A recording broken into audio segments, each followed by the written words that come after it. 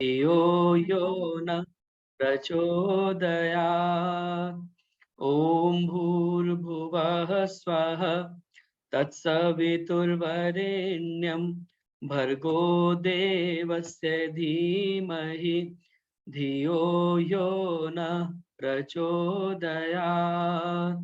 ॐ भूर्भुवः स्वः तत्सवितुर्वरेण्यं भर्गो देवस्य धीमहि धियो यो नः प्रचोदयात्। तूने हमें उत्पन्न किया, पालन कर रहा है तू। तुझसे ही पाते प्राण हम, दुखियों के कष्ट हरता है तू। तेरा महान तेज है, छाया हुआ सभी स्थान। सृष्टि की वस्तु वस्तु में हो रहा है विद्यमान। तेरा ही धरते ध्यान हम, मांगते तेरी दया। ईश्वर हमारी बुद्धि को श्रेष्ठ मार्ग पर चला। ॐ भूर्भुवः स्वः तत्सवितुर्वरेण्यं भर्गो देवस्य धीमहि धियो यो नः प्रचोदयात्। ओम। आप सभी का स्वागत और धन्यवाद। आर्य केंद्रीय सभा नगर निगम क्षेत्र फरीदाबाद के तत्वावधान में आयोजित इस साप्ताहिक ऑनलाइन सत्संग में, जो कि प्रत्येक शुक्रवार को शाम 4 बजे से 5:30 बजे तक होता है, और आप सभी लोग इस कार्यक्रम के साथ में जुड़ते हैं, अपना पूरा सहयोग इसके साथ में देते हैं मधुर भजनों के द्वारा, और समय समय पर हमें आप अपनी दान राशि भी भेजते रहते हैं, जिसका प्रयोग हम विद्वानों की दक्षिणा में, जूम के लाइसेंस इत्यादि में करते हैं। तो आप सभी का जुड़ने के लिए पुनः पुनः हार्दिक धन्यवाद और बहुत बहुत स्वागत इस कार्यक्रम में। आइए आज की भजनों की श्रृंखला को प्रारंभ करें, और उसके पश्चात जो आज का व्याख्यान है, विशेष उद्बोधन है, आदरणीय श्रुति सेतिया जी हमारे मध्य में जुड़ेंगी। 4:30 बजे से 5 बजे तक उनका बीच में उद्बोधन रहेगा, उसके बाद फिर से भजन प्रारंभ होंगे। तो आइए भजनों की श्रृंखला को प्रारंभ करें, और जैसा कि मैंने अनुरोध किया था माता राज लूथरा जी से, ईश्वर भक्ति का एक भजन वो बोल करके आज इस कार्यक्रम को प्रारंभ करेंगी। और उसके बाद में आदरणीय प्रवीणा ठक्कर जी हमारे मध्य में कुछ अंतराल के बाद जुड़ी हैं बम्बई से, उनसे मेरी प्रार्थना रहेगी कि एक भजन के लिए वो कृपया तैयार रहें। सभी को सादर नमस्ते जी। अभी राज लूथरा माता जी पहले ईश्वर भक्ति का एक भजन बोल रहे हैं, उसके बाद में आप शुरू करूं? आपका सेकंड नंबर पर भी राज लूथरा माता जी के लिए बोला था मैंने। हाँ जी, ठीक है। राज माता जी आपका माइक ऑन नहीं है। हाँ जी, मैं पहले बोलूंगी ना। हाँ जी, हाँ जी, जितेंद्र जी। हाँ जी, राज लूथरा माता जी पहले। हाँ जी, हाँ जी, सबको मेरी सादर नमस्ते। फरीदाबाद के इस प्रोग्राम में, जो कि बहुत ही सुंदर तरीके से चल रहा है, और प्रिय जितेंद्र जी इतना अच्छा जो है स्टेज संचालन कर रहे हैं, तो सुन के दिल जो है, कोई शब्द नहीं है मेरे पास कहने के लिए। आज मैं ईश्वर भक्ति का भजन जो आपको सुना रही हूँ, वो हमारे आदरणीय स्वामी सत्यपति जी का प्रिय भजन, जो कि वो नित्य गाया करते थे। मैंने बड़ा लंबा समय उनके साथ बिताया है, और उनकी यादें मेरे साथ बहुत ज्यादा लंबी चौड़ी मेरे पास हैं। ये भजन उनका बड़ा प्रिय भजन है, जो वो रोज ही शाम को जब संध्या का समय होता था, तो वो ये भजन सुनाते थे। वो ही मैं आपके सामने प्रस्तुत कर रही हूँ। ईश्वर के संग जोड़े मानव, ईश्वर के संग जोड़, विषयों से मुख मोड़ मानव, विषयों से मुख मोड़, ईश्वर के संग जोड़ मानव, ईश्वर से संग जोड़। प्रातः साय संध्या कर ले, वेद ज्ञान जीवन में भर ले। प्रातः साय संध्या कर ले, वेद ज्ञान जीवन में भर ले। शुभ कर्मों को न छोड़ मानव, ईश्वर से संग जोड़। ईश्वर से संग जोड़ मानव, ईश्वर से संग जोड़। जिससे मानव पाप कमाता, जिससे मानव पाप कमाता, जन्म मरण बंधन में आता। जिससे मानव पाप कमाता, जन्म मरण बंधन में आता। उस बाधक को तोड़ मानव, ईश्वर से संग जोड़। उस बाधक को तोड़ मानव, ईश्वर से संग जोड़।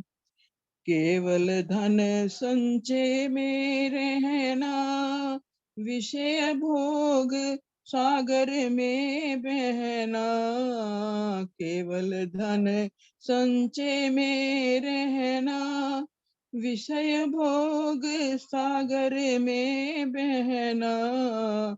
ये अंधों की दौड़ मानव, ईश्वर से संग जोड़। ये अंधों की दौड़ मानव, ईश्वर से संग जोड़। बिन ईश्वर के जाने माने, दूध या पानी को न छाने। बिन ईश्वर के जाने माने, दूध और पानी के न छाने। विरथा यतन करोड़ मानव, ईश्वर से संग जोड़।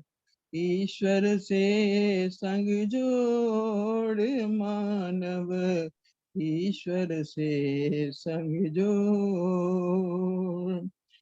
अविद्या का नाश किया करे, सदा ईश संग वास किया करे।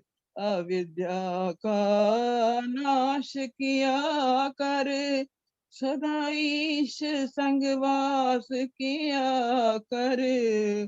छोड़ जगत की होड़ मानव, ईश्वर से संग जोड़।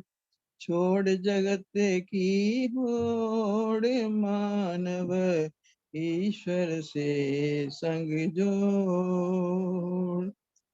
उद्यम कर ले छोड़ उदासी, जन्म जन्म की पाप की राशि। उद्यम कर ले छोड़ उदासी, जन्म जन्म की पाप की राशि।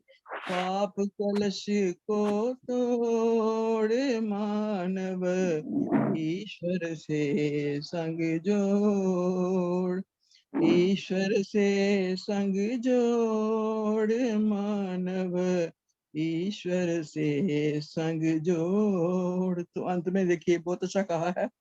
क्यों फिरता तू मारा मारा, यही क्यों फिरता तू मारा मारा। ईश्वर का ले पकड़ सहारा। क्यों फिरता तू मारा मारा, ईश्वर का ले पकड़ सहारा, ये है एक निचोड़ मानव, ये ही एक निचोड़।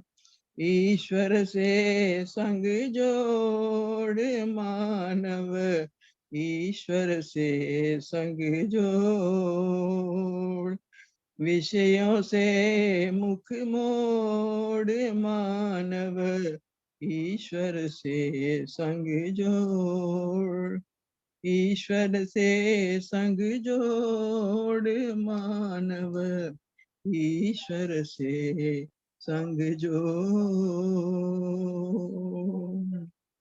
बहुत बहुत धन्यवाद जितेंद्र जी, बहुत बहुत धन्यवाद। बहुत सुंदर राजमाता जी, बहुत सुंदर। बहुत बहुत धन्यवाद जितेंद्र जी, बहुत सुंदर। ये सतपति स्वामी सतपति जी का प्रिय भजन। जितेंद्र जी कहाँ गए? जितेंद्र जी कह रहे हैं 10 मिनट। नमस्ते जी। नमस्ते जितेंद्र जी, बलवीना जी, अभी शुरू कर दूं? वो दिखाई नहीं दे रहे हैं। आप शुरू कर दो। जितेंद्र और जी जी। जितेंद्र जी बहुत बहुत धन्यवाद। कुसुम जी नमस्ते। महर्षि देवदयानंद जी का एक भजन गा रही हूँ। सभी को सादर नमस्ते। जितेंद्र जी नजर नहीं आ रहे। देखा न कोई दूजा, देखा न कोई दूजा, ऋषिवर मान जैसा, एक और सारी दुनिया, एक और वो अकेला, कोई साथ में नहीं था, चेली न कोई चेला। दुनिया के हर सितम को मर्दानगी से जेला, हर दम रहा खड़ा वो सुदृढ़ चट्टान जैसा, देखा न कोई दूजा। देखा किसी का दुख तो ऋषिवर की आंख रोई, जग के लिए ऋषि ने रातों की नींद खोई।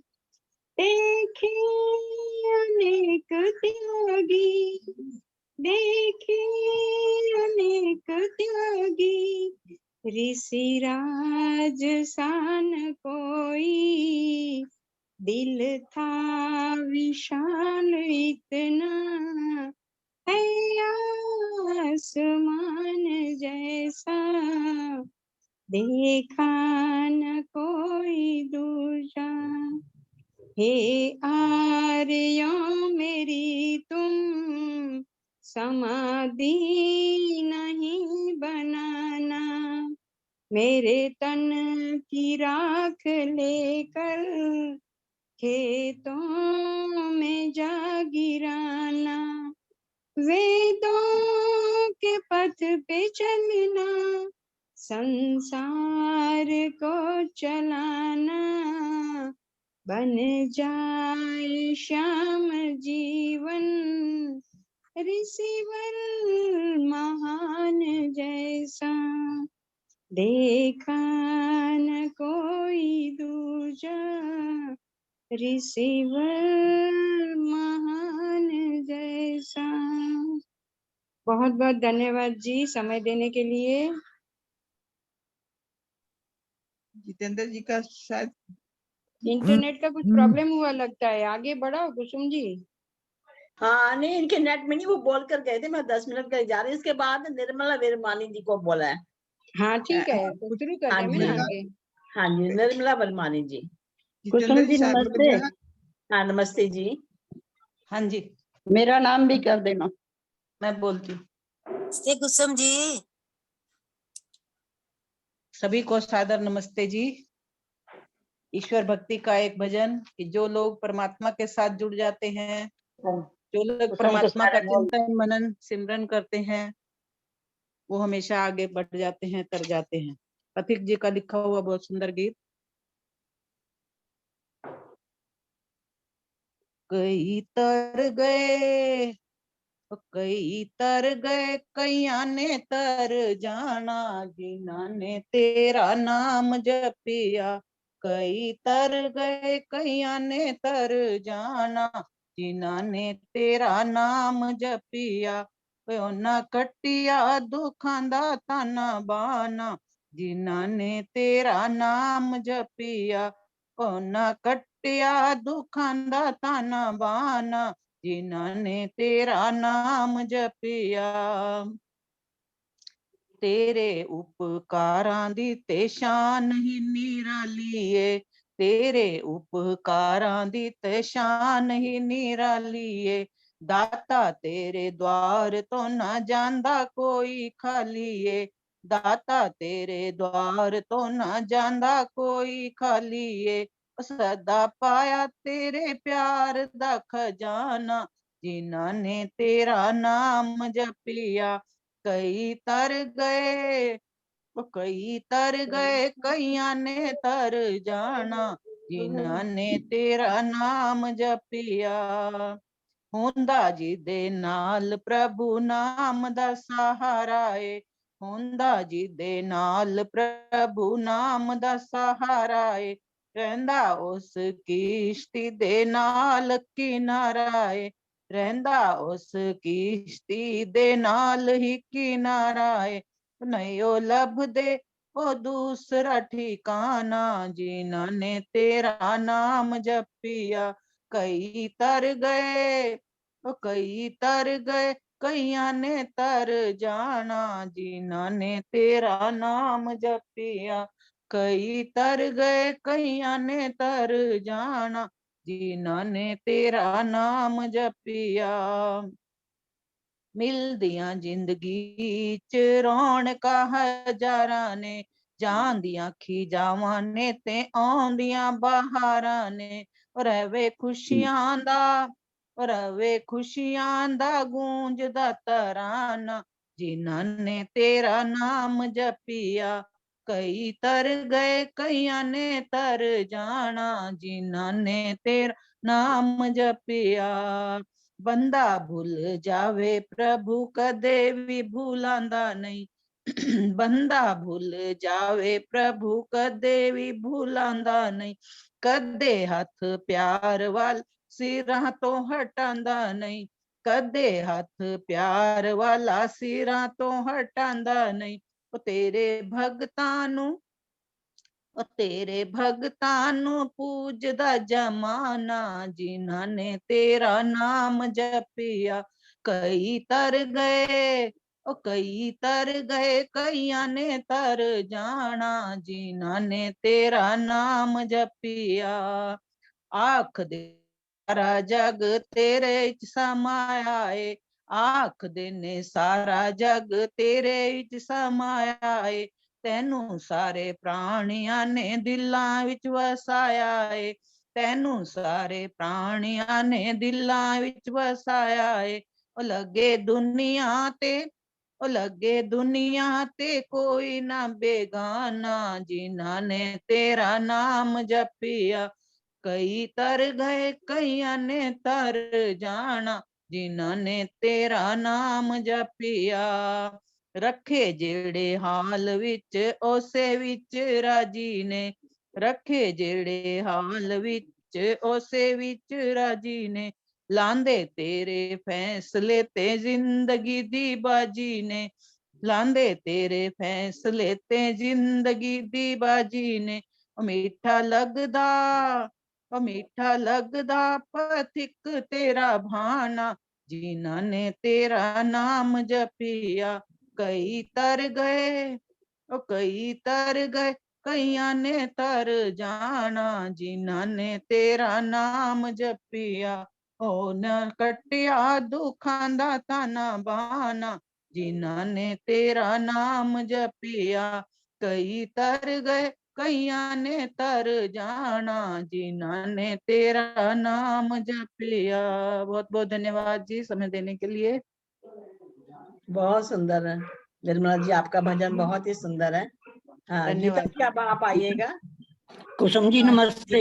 हाँ गीता कुसुम शर्मा जी आप कुसुम आइएगा कुसुम जी। नमस्ते जी। कुसुम आगे देख लो, जो जिसने पिछले हफ्ते नहीं बोला वो हाँ उसका गीता नाम जी बोलो। बोलेंगी जी। हाँ गीता जी नहीं बोला हाँ जी, पिछले हफ्ते मैंने नहीं बोला। सभी को सादर नमस्ते। किसी के आवाज आ रही है कुसुम जी? आपकी आवाज पूरी आ रही है, आप गाइए। ठीक है जी। किसी के काम जो आए उसे इंसान कहते हैं, पराया दर्द अपनाए उसे इंसान कहते हैं। किसी के काम जो आए उसे इंसान कहते हैं। कभी धनवान है कितना, कभी इंसान निर्धन है, कभी सुख है कभी दुख है, इसी का नाम जीवन है। जो मुश्किल में न घबराए उसे इंसान कहते हैं। किसी के काम जो आए उसे इंसान कहते हैं। ये दुनिया एक उलझन है, कहीं धोखा कहीं ठोकर। ये दुनिया एक उलझन है, कहीं धोखा कहीं ठोकर। कोई जीता है हंस हंस कर, कोई जीता है रो रो कर। जो गिर कर संभल जाए उसे इंसान कहते हैं, पराया दर्द अपनाए उसे इंसान कहते हैं। अगर गलती रुलाती है तो ये राह भी दिखाती है। अगर गलती रुलाती है तो ये राह भी दिखाती है। बशर गलती का पुतला है, ये अक्सर हो ही जाती है। जो गलती करके पछताए उसे इंसान कहते हैं। किसी के काम जो आए उसे इंसान कहते हैं। अकेले ही जो खा खा कर सदा गुजरान करते हैं। अकेले ही जो खा खा कर सदा गुजरान करते हैं। यूं भरने को तो दुनिया में पशु भी पेट भरते हैं। पथिक जो बांट कर खाए उसे इंसान कहते हैं। पराया दर्द अपनाए उसे इंसान कहते हैं। किसी के काम जो आए उसे इंसान कहते हैं। उसे इंसान कहते हैं। उसे इंसान कहते हैं। धन्यवाद कुसुम जी समय देने का। बहुत सुंदर भजन अब हम बहुत जितेंद्र बहुत जी आ गए हैं, कुसुम जी मैं बोलूं? बहुत बहुत हाँ, धन्यवाद, जितेंद्र जी बहुत बहुत जितेंद्र जी धन्यवाद आए हैं, बताएंगे। जी, बहुत बहुत धन्यवाद गीता जी सुंदर भजन सुनाने के लिए, और कुसुम क्या भंडारी क्या हो जी गया जितेंद्र जी, आप क्या हो सभी। गया? सत्तू क्या जी ना? हाँ हाँ, बस एक बच्चे को लेने जाना था, नमस्ते जतेंद्र जी। अर्जेंट ही कॉल आया, मैं तुरंत ही जाना पड़ा फिर। नमस्ते जतेंद्र जी। नमस्ते जी, नमस्ते कौशल्या जी, बहुत बहुत नमस्ते धन्यवाद। जितेंद्र जी, पिछली बार नमस्ते। मेरा रह था बदल, उससे पिछली बार भी। अच्छा जी, नमस्ते कमलान जी। सरोज चंद्रा को मिलेगा आज समय। जी जी, सरोज चलिए। चंद्रा हाँ, अभी अभी प्रवचन के बाद दोबारा से भजन होने हैं, तो अभी सरोज चंद्रा जी का, रमा वैद्य जी का, और जो मैंने और मेरा एक भी। नाम लिखे हैं अभी, तो मेरा भी। जी जी, तो उसमें हम कोशिश करेंगे और हो पाए। अभी भजनों की श्रृंखला को थोड़ी देर के लिए विराम देंगे, क्योंकि आज का जो कार्यक्रम का प्रारूप है उसमें 4:30 से 5 बजे तक हमारा प्रवचन का कार्यक्रम है। तो आइए बीच में हम रोकते हैं भजनों को। एक बार पुनः आप सभी का स्वागत और धन्यवाद इस कार्यक्रम के साथ में जुड़ने के लिए। बहुत सारे गणमान्य लोग उपस्थित हैं, अगर मैं नाम लूंगा तो अब काफी समय उसमें लगेगा। तो एक और अनेक सभी का, जो भी यहाँ पर उपस्थित हैं, आप सभी का पुनः पुनः बहुत बहुत स्वागत और धन्यवाद इस कार्यक्रम के साथ जुड़ने के लिए। सामान्य निर्देश आप सभी को विदित हैं, इसलिए दोहराने की आवश्यकता नहीं। यह कार्यक्रम फेसबुक पर भी लाइव चलता है, अभी भी लाइव है, तो फेसबुक पर जाकर भी आप अवश्य इस कार्यक्रम को देखें बाद में, और लाइक करें, कमेंट करें, शेयर करें ताकि अधिक से अधिक लोग इसके साथ में जुड़ सकें। जो लोग फेसबुक के माध्यम से नियमित इस कार्यक्रम को देखते हैं, उन सभी का भी मैं हार्दिक धन्यवाद करता हूं, स्वागत करता हूं। उनमें से एक मुख्य नाम लेना चाहता हूं, आदरणीय माता निर्मल भाटिया जी, जो फरीदाबाद से हमारे भाई विकास भाटिया जी की माता जी हैं। आर्य समाज नंबर 4 से इस कार्यक्रम से रेगुलर जुड़ती हैं फेसबुक के माध्यम से। अभी उनकी तबीयत कुछ खराब है, पीछे वो एडमिट रही हॉस्पिटल में, उनका हार्ट की कुछ प्रॉब्लम थी, पेसमेकर लगाना पड़ा, तो अभी घर पर आ गई हैं। ईश्वर से उनके शीघ्र स्वास्थ्य होने की कामना भी साथ में हम करते हैं। तो आप लोग अधिक से अधिक संख्या में फेसबुक पर जाकर भी इस कार्यक्रम को देखें। स्वेच्छानुसार दान देने के लिए ये मेरा मोबाइल नंबर है, इस पर फोन पे, पेटीएम, यूपीआई इत्यादि के माध्यम से आप अपना सात्विक दान भेज सकते हैं। और इस बीच में हमें आदरणीय कांता चावला जी, जो कि हमारे सुरेश मुखीजा जी की बहन है, द्वारिका से जुड़ी हुई है इस कार्यक्रम के साथ में, उनकी तरफ से 2100 रुपये प्राप्त हुए, उनका भी मैं हृदय से स्वागत धन्यवाद करता हूँ दान राशि भेजने के लिए। आइए, अब समय हो गया है कि हम स्वागत करें। आदरणीय श्रुति सेतिया जी हमारे मध्य उपस्थित हो चुकी हैं। आपका बहुत व्यस्त कार्यक्रम रहता है, और जैसा मैं हमेशा कहता हूँ, आपके स्वाध्याय को वास्तव में हमें विशेष रूप से सराहना होगा। बहुत सारे स्वाध्याय कर करके मोती आप चुन चुन करके लाती हैं अपने स्वाध्याय की मंजरी में से, मंजूषा में से, और हमारे सामने ला करके आप प्रस्तुत करती हैं, और हमें भी उससे लाभान्वित कराती हैं। बहुत अच्छा आपकी वक्तृत्व शैली है, और बहुत सरल तरीके से आप इन विषयों को हमारे मध्य रखती हैं। जो एक आम श्रोता है, एक सामान्य श्रोता है, उसको बहुत अच्छे प्रकार से वो बात समझ में आ जाए, इस सुंदर तरीके से आप उसका अपने विषय को हमारे बीच में रखती हैं। और ये वास्तव में बहुत ही प्रशंसा के योग्य है कि एक कार्यक्रम को समाप्त करके तुरंत दूसरे कार्यक्रम में जुड़ना, एक कार्यक्रम में और विषय, दूसरे कार्यक्रम में दूसरा विषय, तुरंत अपने माइंड को मेकअप करना और दूसरे विषय की तरफ मोड़ करके दूसरा विषय दूसरे कार्यक्रम में प्रस्तुत करना, ये वास्तव में बहुत ही आपका काबिले तारीफ एक जो गुण है, वो मैं कहना चाहूँगा। तो ऐसी वेद विदुषी योगाचार्य बहन श्रुति सेतिया जी हमारे मध्य में उपस्थित हो चुकी हैं, उनका बहुत बहुत स्वागत और धन्यवाद। आज का जो उनका विषय रखा गया है, आहार चिकित्सा, इस विषय पर वो हमारा मार्गदर्शन करेंगी, और वास्तव में वो अधिक विस्तार से इस बारे में बताएंगे कि आहार किस प्रकार से न केवल आहार बल्कि वो हमारे चिकित्सा का भी एक काम कर सकता है। अगर हमें कोई रोग है तो उसकी चिकित्सा के लिए भी हम अपने आहार को उसी प्रकार से संयोजित कर सकते हैं ताकि वो एक चिकित्सा बन जाए। मेरी उनसे प्रार्थना है कि इस विषय के ऊपर वो हमारा मार्गदर्शन करें। आदरणीय श्रुति विजय सेतिया जी। बहुत बहुत धन्यवाद आपका। आर्य केंद्रीय सभा नगर निगम फरीदाबाद के ऑनलाइन कार्यक्रम में मुझे समय प्रदान करने के लिए सर्वप्रथम मैं भैया जितेंद्र ताल जी का मैं धन्यवाद करना चाहूंगी। आदरणीय वंदनीय मातृशक्ति धर्म प्रेमी सज्जनों, भजन तो मैं अभी एक भी नहीं सुन पाई, इस चीज के लिए मैं क्षमा प्रार्थी हूँ। तो सब मुझे पता है सभी आर्यजनों के भजन बहुत ही मधुर आनंदित होते हैं। आप सभी स्वस्थ रहें।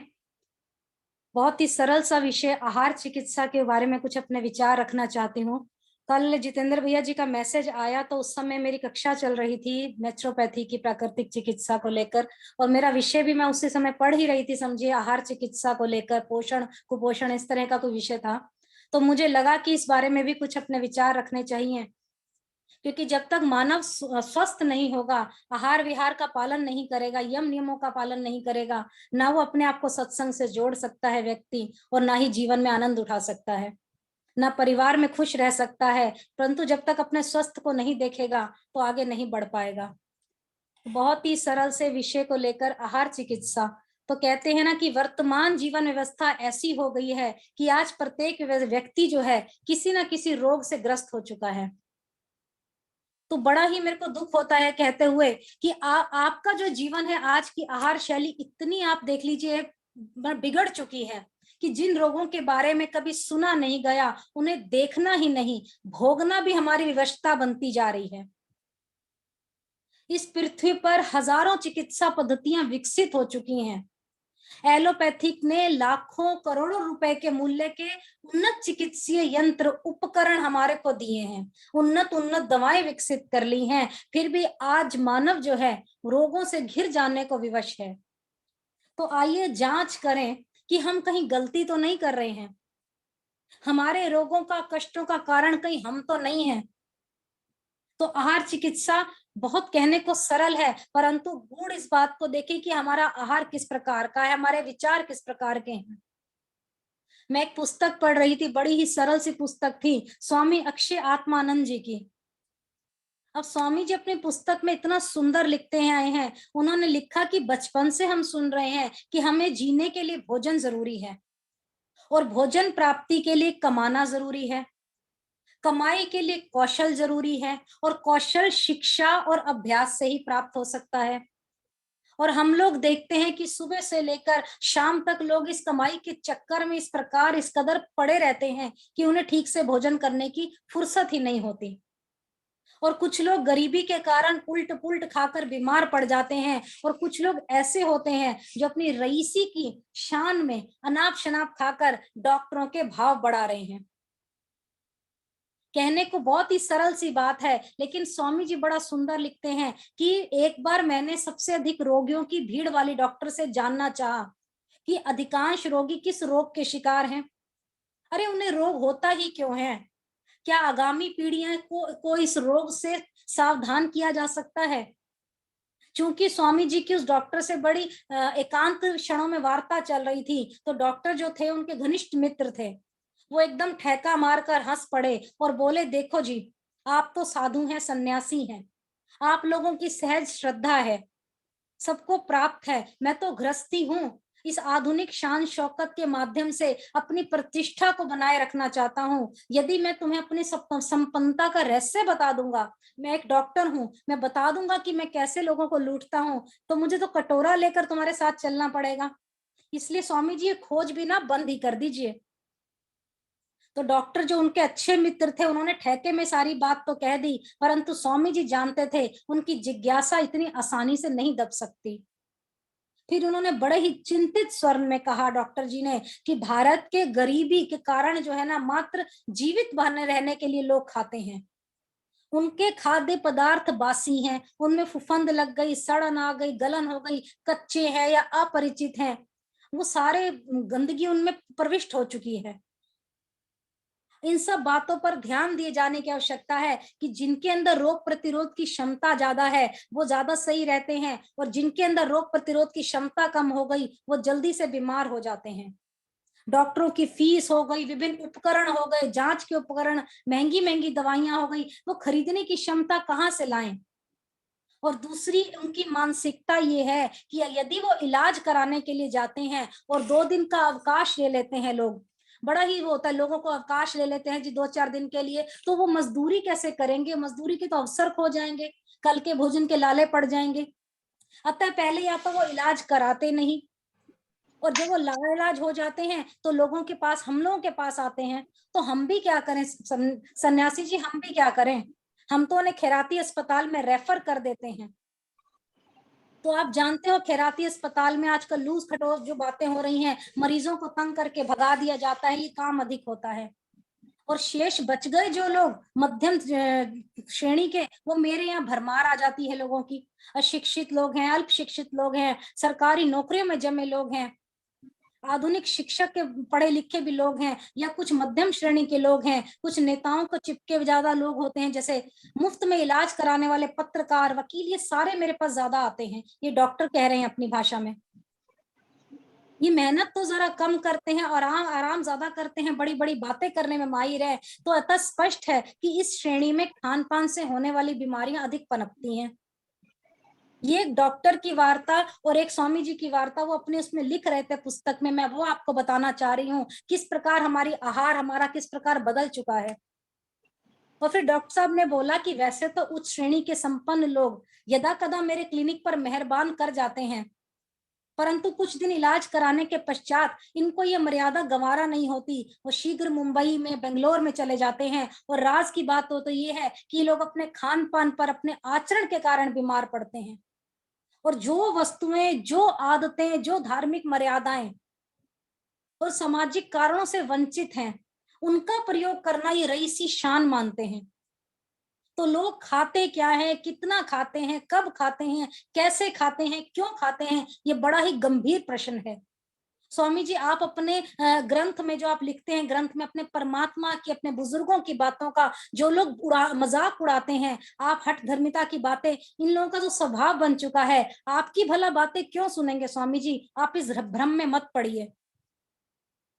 तो ये सेहत की बातें डॉक्टर उनसे कर रहे हैं। अरे बंधुओं, ये मुझे विषय इतना हैरान कर देने वाला लगा कि आज हमारा भी ये हाल हो चुका है। हम अपने पैसे के दम पर दवाइयां खरीद कर स्वस्थ रहना चाहते हैं, ना हमारा आहार ठीक है, ना व्यवहार ठीक है, ना विचार ठीक है, और हम बात करते हैं कि हम बहुत ही सेहतमंद हैं, हम बिल्कुल स्वस्थ हैं। परंतु आज इस बिगड़ी व्यवस्था में किसी न किसी व्यक्ति को देख लीजिए, कोई ना कोई बीमारी लगी हुई है। तो डॉक्टरों की बात सुनकर स्वामी जी को बड़ी तसल्ली हुई कि विश्व की दृष्टि में जो हमारा भारत है, एक अल्प विकसित, विकास कहते हैं ना, अविकसित विकासशील राष्ट्र है, और दूसरे देशों की क्रम की तुलना में जनसंख्या ज्यादा है, साधनों की कमी है, भोजन की कमी है, अशिक्षा है, गरीबी है, जन लोगों का बुरा हाल है, और मुगलों के काल से है ये यत्र तत्र भूखमरी है। अकाल से काफी सालों में लोग मरते चले आ रहे हैं, पर तो स्वतंत्रता पर हमारे को जो मिली है, उसके बाद हमारे यहाँ क्या फर्क आया आप देख लीजिए। भूख से तो लोग कम मर रहे हैं, अपितु ज्यादा खाने से मर रहे हैं लोग। ये बैलेंस बन ही नहीं रहा, लोग भूख से नहीं मर रहे हैं, अब अधिक अधिक खाने से, जितना हो आवश्यक खाएं, स्वस्थ बने, आप कहते विद्वान कहलाएं, ये बात हमेशा याद रखिएगा। आप थोड़ा खाइए, अपने मृत्यु को, आपने यदि जीवन को लंबा करना है, मृत्यु जल्दी नहीं बुलानी, तो आप अपने आहार को कम कर दीजिए। मरने वालों की संख्या इतनी ज्यादा बढ़ चुकी है, लोग भुखमरी से मरते हैं, अंधाधुंध खाकर मरते हैं, या किसी ना किसी मौत का आलिंगन करने को बरकरार लोगों का आंकड़ा तो है ही मेरे पास। लेकिन यदि आप स्वस्थ रहना चाहते हैं, लंबी आयु चाहते हैं, तो थोड़ा आहार कम कर दीजिए। उनकी एक पुस्तक छपी, योग चर्चा, अप्रैल मई के जून का उनका अंक प्रकाशित हुआ। उन्होंने उसमें बड़ा सुंदर लिखा, अमेरिका में मेलेजोटा नाम का व्यक्ति है, 187 वर्ष तक जीवित रहा, उससे 2 वर्ष का रिकॉर्ड कम बनाया। हंगरी देश के एक व्यक्ति ने 185 वर्ष तक जीवित रहे, और एक व्यक्ति और थे हेनरी के, वो 161 वर्ष तक जीवित रहे। ऐसे कई इन्होंने नाम गिनवाए जो जिन्होंने अपने जीवन के रिकॉर्ड तोड़ दिए। एक व्यक्ति था रिंगटन साहब, 108 वर्ष की आयु में, इतने लंबा लंबा उनका जीवन था। उनका बड़ा लड़का भी बड़ी उम्र का, और उनका सबसे छोटा पुत्र केवल 8 वर्ष का। तो आप अनुमान लगा लीजिए कि स्वस्थ उनका किस प्रकार रहा, आहार उनका किस प्रकार रहा। तो आप अपने आहार पर ध्यान दीजिए, अपने विचार पर ध्यान दीजिए। और अंत में ये कि लंबी आयु का आनंद भोगने वाले जोनाथन घरपोट साहब 139 वर्ष तक जिए। तब तक उन्होंने कहा, मेरा कुनबा एक मोहल्ला बन चुका था, पुत्र उनके साथ थे, परंतु पौत्र पोत्री सबकी संख्या इतनी ज्यादा हो चुकी थी। कहते हैं विशेषज्ञों का ये मत है अरे बंधुओं कि भूख से जितने लोग नहीं मरते उससे कई गुना अधिक खाने से मरते हैं। और चूंकि एक कहावत भी है कि आज तलवार के घावों से लोग नहीं मरते, उससे ज्यादा खाने वालों से लोग मर रहे हैं। लोग अपनी स्वाभाविक मौत से नहीं मर रहे हैं, ज्यादातर लोग उल्टा सीधा खाकर अपना पाचन तंत्र बिगाड़ कर खा के मर रहे हैं। आप जितना खाते हैं उतना पचा नहीं पाते, तो सर्वप्रथम अपने पाचन तंत्र को सेट करने का आप प्रयास कीजिए। आप ये देख लीजिए, पंडित नेहरू ने भी बड़ा सुंदर कहा कि भारत में खाद्य समस्या पर प्रकाश डालते हुए उन्होंने कहा कि हमारे देश में अन्न की भारी कमी है। कुछ लोग आवश्यकता से अधिक खा लेते हैं, उनको गंदी आदत पड़ चुकी है। आप दावतों में देखिए, शादी ब्याह जो होते हैं, अधिक लोग आमंत्रित कर लेते हैं और खाद्य समस्या का विकराल स्वरूप हमारे सामने आ जाता है। और भारतीय संत कहते हैं कि खाने का अर्थ ये नहीं है कि आप अखाद्य भी खा लीजिए। क्या मनुष्य राक्षस है जो दूसरों का हिस्सा भी खा लेता है? आयुर्वेद कहता है कि शेर है, ये सुअर है, मगरमच्छ, अजगर ऐसे गंदे जीव हैं जो बहुत समय तक अपना पेट ठूस लेते हैं, फिर परिणाम स्वरूप आलस्य में पड़े रहते हैं, अनिंदा में पड़े रहते हैं, निश्चेष्ट पड़े रहते हैं। इनके शरीर की स्फूर्ति नष्ट हो जाती है और दीर्घायु भी नहीं बन पाते। तो अपने जीवन को सुंदर बनाने का प्रयास कीजिए। खाने को वो है मात्रा कम करिए। आहार चिकित्सा इसी को कहते हैं। कुछ क्वालिटी वाली चीज खाना ही आहार चिकित्सा नहीं है। आप बढ़िया बढ़िया बादाम और बढ़िया मेवे खाने से आपका शरीर स्वस्थ नहीं होगा। आहार की मात्रा कम कर लीजिए, अपने विचारों पर थोड़ा कंट्रोल कर लीजिए। हमारा ये जो भारत देश है, सबसे ज्यादा धर्म वाला देश है। यहाँ सिद्धांत और नियम जन्म भारत में ही सबसे ज्यादा है। समय समय पर पेट भरने का आप अपने पाचन तंत्र को भी आराम दीजिए, कुछ उपवास भी कीजिए। और कहते हैं ना, आपको गैस बन रही है, एसिडिटी हो रही है, हिचकियां आ रही हैं, अल्सर या कैंसर आदि कई रोग हो गए हैं, तो इसका कारण केवल और केवल आहार की मात्रा अधिक लेना। अरिष्ट जो हम लोग तले हुए भोजन ले लेते हैं, मिर्च मसाले ले लेते हैं, खुराक अपने भोजन की कम कर दीजिए, ये तो बिल्कुल ही ना लीजिए। या 2-3 घंटे के अंतराल में थोड़ा थोड़ा भोजन कीजिए, आपको आसानी से पच जाएगा। यदि आपको बार बार व्यवस्था हो, खाने की सुविधा ना हो, तो दिन में केवल और केवल 2 बार खाने का नियम बना लीजिए, परंतु इसकी मात्रा भी पेट की क्षमता से कम हो। किसी भी ठोस भोजन को पचने में 5 से 4 घंटे लग जाते हैं, और रात्रि का भोजन सोने से 4 घंटे पूर्व कर लिया जाए। निंद्रा में पाचन क्रिया थोड़ी सी मंद ना पड़े आपकी, इसलिए तो भोजन पेट में पड़ा सड़ता रहता है या विषैले तत्व को जन्म देता है, जिसके जरिए पूरे शरीर में फैल जाते हैं और परिणाम स्वरूप रोग के रूप में आपको जीवन भर परेशान करते रहते हैं। एक ईरान का बादशाह था, उसने अपने वैद्य से पूछा, जो उसका राजवैद्य था, उससे पूछा स्वस्थ बने रहने के लिए कितना खाना चाहिए? तो राजवैद्य लित्सम ने बोला मात्र 39 तोला। बादशाह इस बात को सुनकर बहुत हैरान रह गया। वो सोचने लगा इतने कम भोजन में भला कैसे काम चलेगा। उसने अपनी शंका प्रस्तुत करी कि राजवैद्य जी, आप बताइए इतना भोजन क्या हमारे लिए प्राप्त है? वैसे यदि आप भोजन इतना लेते हैं तो आपके लिए प्राप्त है, नहीं तो रुचि के अनुसार अपने पेट को भरते रहिए, बोझा ढोते रहिए। ये नियम मैं आपको इसलिए बता रही हूँ, इसलिए नहीं कि मैं पढ़ाई कर रही थी तो मैं ये नियम आपके व्यवहारिक जीवन के लिए बताना चाहती हूँ कि आप अपना नियम इस तरह का बनाइए, भोजन को 2 बार नियमित लीजिए या फिर कम भोजन लीजिए। आप जो व्यक्ति को अपने जीभ के चटोरेपन पर काबू ना हो, वो एक ना एक दिन बेमौत अवश्य मर जाएगा। और ये अनुपम शिक्षा उनको उनकी मछली गुरु ने दी। ऐसी थी वो, उसको अपने जीभ के चटोरेपन पर काबू नहीं था, तो उसमें एक मछली उनकी गुरु बनी हुई थी, उसको देखकर उनको शिक्षा आई। यदि जीने की तमन्ना है, सदैव स्वस्थ रहने के लिए सक्रिय बना रहना चाहिए, तो अपनी मात्रा को घटा लीजिए। आप अपनी मात्रा इतनी कर लीजिए कि भोजन करने के बाद आपको शरीर में हल्कापन महसूस हो। आप ये हमारे जो बड़े बड़े पुराने आयुर्वेद के विद्वान होते थे, वो पूछते कि निरोगी कौन है? वह तो बाण भट्ट जो थे वो बड़े अच्छे, उन्होंने बताया हितमुख, ऋतभुक और मितभुक। जो व्यक्ति स्वस्थ के लिए हितमय पदार्थ का ग्रहण करता है, वो भूख से कम खाता है, स्वस्थ और दीर्घायु होता है। बचपन से हम सुनते आ रहे हैं कि इस तरह का भोजन हो कि हमारा शरीर हल्का रहे, हम मानते फिर भी नहीं है। हमारा पेट का आधा भाग अन्न से भरे, तो भोजन को रोक दीजिए। कुछ सब जो स्थान है पानी के लिए छोड़ दीजिए, कुछ स्थान आप वायु के लिए छोड़ दीजिए। इस प्रकार मिताहार और हिताहार करेंगे, आपका मन स्वस्थ रहेगा, शरीर स्वस्थ रहेगा, आप सदैव सक्षम बने रहेंगे। कहते ना महाभारत में अर्जुन को समझा कर श्री कृष्ण जी को तो बहुत पसीना आ चुका था, उनको अपने कर्तव्य का बोध नहीं हो रहा था, लेकिन अर्जुन समझने का नाम नहीं ले रहे थे। तो जब मूड बने अर्जुन को भगवान कृष्ण जैसे महापुरुष नहीं समझा पाए, तो फिर स्वामी जी कहते हैं तो मैं इन लोगों को कैसे समझाऊं, मैं तो केवल प्रयास कर सकता हूं, समझना ना समझना इनके हाथ में है। तो अपने शरीर को पोषण देना है, अपने शरीर को अपने स्वस्थ बनाना है, तो अपने शरीर की पाचन क्रिया को तंदुरुस्त रखना है, तो आप भोजन की मात्रा कम कर दीजिए। आप सभी ने डॉक्टरी पढ़ाई नहीं पढ़ी, ना सभी ने बायोलॉजी पढ़ी है। हमारे शरीर में 2 सूचना केंद्र हैं, एक कहता है जरूरत पड़ने पर खाओ, दूसरा कहता है मत खाओ। और ये सूचनाएं जब हमारे भीतर आती हैं तब हमें भूख लगती है, हमारे पाचन तंत्र की या जैविकीय रसायन प्रक्रिया हमारी प्रारंभ हो जाती है, और ये क्रिया हमारे आमाशय को और आंतों को बस फैलाने का और संकुचन का फैलाव प्रारंभ कर देती है। मतलब फैलाती भी है, संकुचन भी करती है हमारी क्रियाएं जो हमारे पेट की हैं, आमाशय की, आंतों की। और हम लोग हंसते हुए क्या कहते हैं जी, पेट में चूहे दौड़ रहे हैं। हमारे पाचन तंत्र में सेराटिन नामक एक रसायन होता है, वो जब उसके अंदर से मात्रा उसकी होने लगती है रसावित, हमें संदेश मिलता है कि अब भोजन से हाथ खींच लो। और मैं एक छोटा सा बात कहूंगी कि जैसे ही आपको भोजन करते करते डकार आ जाए तो आप भोजन को छोड़ दीजिए, वहीं छोड़ दीजिए। कई लोगों को देखा है उसके बावजूद भी भोजन की वो मुंह में डालते चले जा रहे हैं। आप अपने शरीर को उतना खाइए जितने की आवश्यकता है, ना कि अपने शरीर को आलस्य बनाने के लिए खाइए।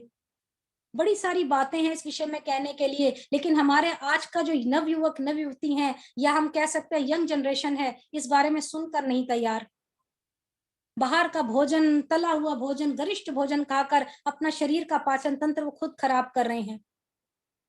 आज शिक्षा, सभ्यता, सुविधाओं का मनमाना दुरुपयोग किया जा रहा है। हम सदैव स्वस्थ रहें, सबसे मूल्यवान बात हमारे लिए यही है, परंतु हमारी मूल्यता जो है, हमारे स्वास्थ्य का अधिक ध्यान रहने के लिए हमारे को उस्काती रहती है। हमारा को अपने आप को ध्यान खुद ही रहना चाहिए, ये नहीं कि हम डॉक्टरों पर निर्भर हो जाए, दवाइयों पर निर्भर हो जाए। एक छोटी सी बात कहकर अपनी वाणी को विराम दूंगी। एक बार एक रिश्तेदार हमारे घर आए, कुछ मेहमान थे बहुत सारे, वो कुछ भी दिन भर में खाते रहते थे, कुछ भी अटरम शटरम बना घर में, कुछ सामान खाने का आया, परंतु खाने के साथ वो दवाई भी खाते रहते थे। अनेकों बार मैंने उनको गोलियां खाते, कैप्सूल खाते देखा। बार बार मैंने उनसे पूछ ही लिया, देखते जब मैंने पूछा कि आप ये दवाई क्यों खा रहे हैं, तो उन्होंने कहा ये ताकत की दवाई है, बिकासोल। मैं दिन में 4-5 बिकासोल तो खा ही लेता हूँ, क्या करूं भाई, काम जो बहुत करना पड़ता है, उसके लिए ताकत तो चाहिए। तो मैंने उनको कहा कि मैंने आपको एंटीबायोटिक भी खाते देखा है, तो इनके दुष्प्रभाव को क्षीण करने के लिए एक आध बिकासोल पर्याप्त है, इतनी ज्यादा क्यों खाते हैं। तो मेहमान जो थे वो थोड़ा क्रोधित हो गए, उनका उत्तर बड़ा रूखा था। उन्होंने कहा अपनी डॉक्टरी अपने पास रखो, मैं अपने पैसे से दवा लेता हूँ, ये जरूरत होगी तो ज्यादा लूंगा, मेरा शरीर अपना है, अंदर से बीमारी निकाल देगा, तुम क्यों इतनी परेशान हो रही हो। तो अरे बंधु, यदि आप दवाई ज्यादा लेते हैं तो समझ लीजिए कि आप नई नई असाध्य बीमारियां भी साथ अपनी मौत को दावत दे रहे हैं। अधिक मिर्च मसाले, चटपटी तली वस्तुएं खाने में बेहद ही स्वाद लगती हैं, परंतु हमारा शरीर इनके दुष्प्रभाव को निकालने के लिए आपके गुर्दों तक को अतिरिक्त श्रम करना पड़ेगा, और गुर्दे ही फेल हो जाएंगे कि आप ऐसा चाहते हैं। इसलिए आप इन बातों से अति से होकर, त्रासित होकर, आपका ये जो है यकृत है, आपकी आंतें हैं, आपका मूत्राशय है, मलाशय है, ये सब आपकी ग्रंथियां हैं, ये एक दिन त्याग पत्र दे देंगे, देख लीजिएगा। ये सब मौन हो जाएंगे, फिर आप कहाँ भागेंगे डॉक्टर के पास। और कहते हैं जैसा खाए अन्न वैसा बने मन, ऐसी बातें हम सुनते हैं। तो आप अपने आहार को इस प्रकार करिए कि आप अपने आहार का दुष्प्रभाव आपके ऊपर ना पड़े। अपनी सोच को अच्छा रखिए, पॉजिटिविटी होके खाना खाइए, अपने नकारात्मक भावों को दूर कर दीजिए अपने जीवन से। आपका मानसिक प्रभाव भोजन का आपके शरीर पर बहुत पड़ेगा। लौह तत्व की जिस इंसान में कमी हो जाती है, वो बंदा हंसमुख खत्म हो जाता है उसके जीवन में। लौह तत्व अपने जीवन में कम मत होने दीजिए। तो उसके लिए आप भोजन के बाद जीरा खाना शुरू कर दीजिए, चबाना शुरू कर दीजिए। आपका अपने अंदर से शांत अनुभव करेंगे, हंसमुखता अनुभव करेंगे। ये छोटी छोटी बातें कहने को बहुत सारी हैं, परंतु समय का भी एक सीमा होती है, तो समय भी हो रहा है बहुत सारा। तो मैं ये थोड़ी सी बात कहना चाहती थी, कहने को बहुत कुछ है, बहुत कुछ है, परंतु हम लोग अपने जीवन में परिवर्तन नहीं लाते हैं। मैं 2 पंक्तियां कहकर अपनी वाणी को विराम दूंगी। ये पंक्तियां हैं तो भजन अलग सा ही, लेकिन मैं तो कहूंगी इस पंक्तियों को अपने जीवन में उतारिए, परिवर्तन लेके आइए। जो स्वामी जी ने हमें राह दिखाई, वो किस प्रकार व्यवहार आहार लिया करते थे, उस प्रकार हमें भी वैसा बनना है। स्वामी जी की वेदों की राह की ओर लौटने की बात करते हैं, ना हम उस प्रकार का आहार विहार करते हैं, ना नियम का पालन करते हैं। तो कवि कहता है, जरूरत परिवर्तन की है, जरूरत परिवर्तन की है, परिवर्तन की है घड़ी आत्मिक चिंतन की है, पश्चिम की शिक्षा से दिशा भूले जीवन की है, जरूरत परिवर्तन की है, जरूरत परिवर्तन की है, जरूरत परिवर्तन की है। इस प्रकार के परिवर्तन की हमारे को जरूरत है कि हम पश्चिमी को देखकर, सभ्यता को देखकर अपना खान पान भूल रहे हैं, वेद की आज्ञाओं को भूल रहे हैं, अपने रहन सहन को छोड़कर वैज्ञानिकों की बातों की तरफ तो जरूर जाइए, परंतु अपना आहार विहार इतना संतुलित रखिए कि सर्वप्रथम आप अपने स्वास्थ्य की ओर ध्यान रखिए।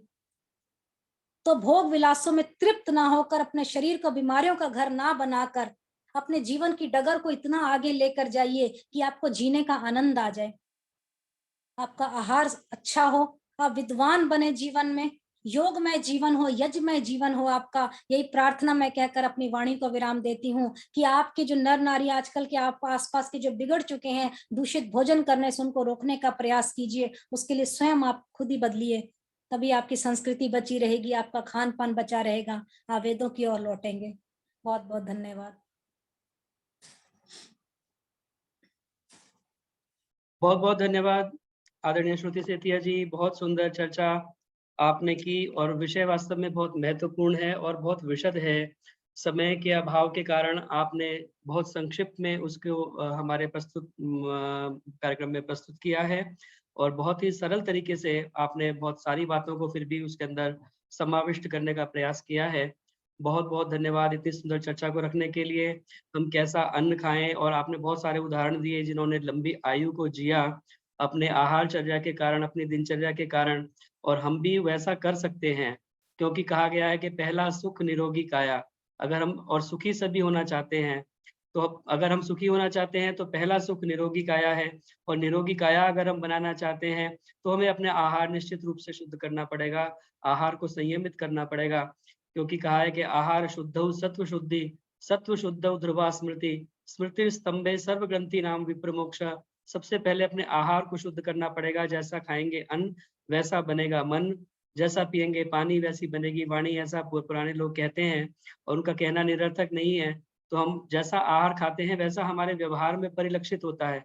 अगर हम बहुत तेज मिर्च मसाले वाली चीजें खाते हैं तो हमें क्रोध आता है, तामसिक वृत्ति हमारी होती है। तो इस प्रकार हम अपने आहार को शुद्ध करने का प्रयास करें। कहने के लिए बहुत सरल है, लेकिन अपनाने जब चलते हैं तो ये सरल नहीं रह जाता, और ये बहुत बड़ा एक कठिन जो है एक परीक्षा होती है हमारी, जब हम अपनी रसना को संतुलित कर पाएं, क्योंकि ये रसना कर्मेंद्रिय भी है और ज्ञानेंद्रिय भी है। ये हमारे जीभ का टेस्ट भी है और ये हमारी बोलने की भी शक्ति है। तो इस पर अगर हम नियंत्रण कर पाएं तो वास्तव में हमारा जीवन बहुत अर्थों में एक सार्थक वो बन सकता है। तो बहुत धन्यवाद सुंदर चर्चा को हमारे मध्य रखने के लिए। आइए हम इस पर अमल करने का प्रयास करें, अपने जीवन में उतारने का प्रयास करें। पुनः पुनः बहुत बहुत धन्यवाद। आइए भजनों की श्रृंखला को पुनः हमने जहाँ पर छोड़ा था वहीं से आगे प्रारंभ करते हैं। आदरणीय गीता शर्मा जी का हमने भजन सुना और उसके पश्चात मेरी प्रार्थना आदरणीय राजश्री यादव जी हमारे मध्य में जुड़ी हुई हैं। बहुत सुंदर अपने स्वरचित भजन वो बनाती हैं और बहुत सुंदर तरीके से प्रस्तुत करती हैं। मेरी प्रार्थना आदरणीय राजश्री यादव जी कृपया आएं और अपने आप को अनम्यूट करें और एक भजन आदरणीय राजश्री यादव जी, और उसके बाद में मेरी प्रार्थना रहेगी सुषमा तनेजा जी हमारे मध्य हैं, वो एक भजन पे तैयार रहेंगी। सभी को सादर नमस्ते। बहुत सुंदर श्रुति के कुछ जीवन के नियम हैं जो हमें वेदों से मिलते हैं, या ये कहूँ कि ऋषि ने हमें सिखाए हैं, उन्हीं को छोटे से भजन में परोया है। थोड़ा लंबा है तो कोशिश करूंगी एक लाइन को एक बार ही लिया जाए। मन समझा ले बावरिया, बजा वेद की बांसुरिया, ओहो मन समझा ले बावरिया, बजा वेद की बांसुरिया, बजा वेद की बांसुरिया, बजा वेद की बांसुरिया, मन समझा ले बावरिया, बजा वेद की बांसुरिया। सुबह उठ प्रभु नाम जपो, ओम जपो हरि ओम भजो, प्रभु निज नाम ले बावरिया, बजा वेद की बांसुरिया। तन मन अपना शुद्ध बना, संध्या हवन में ध्यान लगा, ओ वेद पाठ कर बावरिया, बजा वेद की बांसुरिया। शुद्ध खान और पान रहे, हष्ट पुष्ट तेरा शरीर बने, मदिरा मांस नहीं बावरिया, बजा वेद की बांसुरिया। श्रेष्ठ कमाई किया करो, दान दक्षिणा दिया करो, धर्म कर्म कर बावरिया, बजा वेद की बांसुरिया। मोह माया से बच ले तू, छल कपट को तज ले तू, क्यों पाप कमाना बावरिया, बजा वेद की बांसुरिया। पशु पक्षी भी तेरे हैं, वन उपवन अनमोले हैं, दाना पानी दे बावरिया, बजा वेद की बांसुरिया, ओ दाना पानी दे बावरिया, बजा वेद की बांसुरिया। नदी नाले ना गंदे कर, पर्वत पहाड़ धरोवर धर, प्रकृति बचा ले बावरिया, बजा वेद की बांसुरिया। ओहो मन समझा ले बावरिया, बजा वेद की बांसुरिया। सत्य विद्या से ज्ञान बढ़ा, अंधविश्वास से ध्यान हटा, सत्य विद्या से ज्ञान बढ़ा, अंधविश्वास से ध्यान हटा, ओ गुरु आज्ञा सुन बावरिया, बजा वेद की बांसुरिया। मन समझा ले बावरिया, बजा वेद की बांसुरिया। धन्यवाद। बहुत बहुत धन्यवाद राष्ट्रीय यादव जी, बहुत सुंदर भजन, हमेशा की तरह सुंदर रचना और बहुत सुंदर सुनाया। बहुत अच्छा बोला है, बहुत अच्छा। मन समझा ले बावरिया, बजा वेद की बांसुरिया। मुझे कुछ पंक्तियां याद आ गई, पुराना बहुत पहले मैंने भजन गाया था। जन डोले जीवन डोले और डोला सब संसार रे, जब बजी वेद की बांसुरिया। जन डोले जीवन डोले और डोला सब संसार रे, जब बजी वेद की बांसुरिया। परमेश्वर की अनुकंपा से एक तपस्वी आया, जिसने जनता को का नव संदेश सुनाया। अरे हाँ, नव संदेश सुनाया। जनता जागी निद्रा त्यागी, फिर सुमिर सुमिर ओंकार रे। जब बजी वेद की बांसुरिया, जन डोले जीवन डोले, और डोला सब संसार रे। जब बजी वेद की बांसुरिया। गीत तो बहुत लंबा है, चलिए मैंने बस वो आपकी वेद की बांसुरिया से मुझे याद आ गया। वो मैंने बहुत सुंदर गाया जितेंद्र जी। अब नेक्स्ट टाइम पूरा सुनाना। बहुत अच्छा बेटे, बहुत अच्छा। ईश्वर तुम्हें सुख दे, हर प्रकार से शांति दे, मौज दे। बहुत बहुत धन्यवाद जी, बहुत सुंदर आशीर्वाद आपका प्राप्त हुआ। आइए भजनों की श्रृंखला को आगे बढ़ाएं। मेरी प्रार्थना आदरणीय सुषमा तनेजा जी से, कृपया आएं और अपना भजन प्रस्तुत करें। सुषमा तनेजा जी, उसके बाद में रमा वैद्य जी कृपया तैयार रहेंगी। सबको सादर व सप्रेम नमस्ते। जितेंद्र जी, आपकी कितनी प्रशंसा की जाए उतनी कम। हर तरह से उद्बोधन भी इतना बढ़िया, तो मुझे हमेशा ये प्रोग्राम देखने को बहुत आनंद आता है और आपका धन्यवाद कि मुझे समय दिया। वेद की वाणी पढ़े जो प्राणी, जीवन उसका सफल हो जाए। वेद की वाणी पढ़े जो प्राणी, जीवन उसका सफल हो जाए। जीवन का ही सार इसमें, मानव का आधार इसमें, सतपथ का व्यवहार इसमें, शुद्ध हृदय से इसको ध्याए।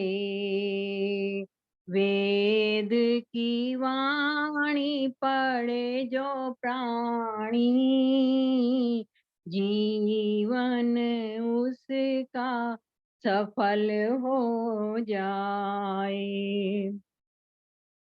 वेद प्रभु की अमृत ज्योति, अंदर पाए हीरे मोती, दिन दिन उसकी उन्नति होती, भव सागर से पार हो जाए।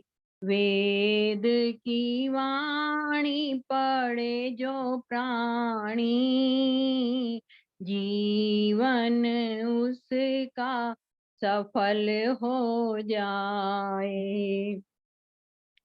वेद की वाणी से जो यज्ञ करते, नाम रतन से घट भरते, दिव्य गुणों को धारण करते, जग में पर उपकार कमाए। वेद की वाणी पढ़े जो प्राणी, जीवन उसका सफल हो जाए।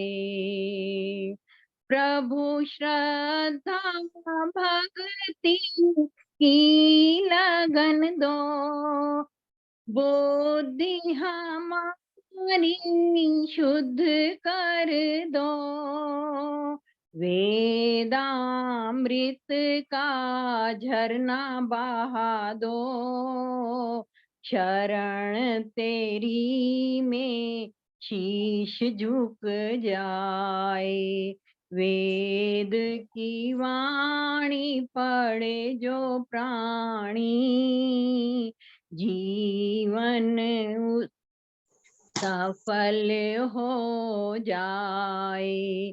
जीवन उसका सफल हो जाए। बहुत बहुत धन्यवाद।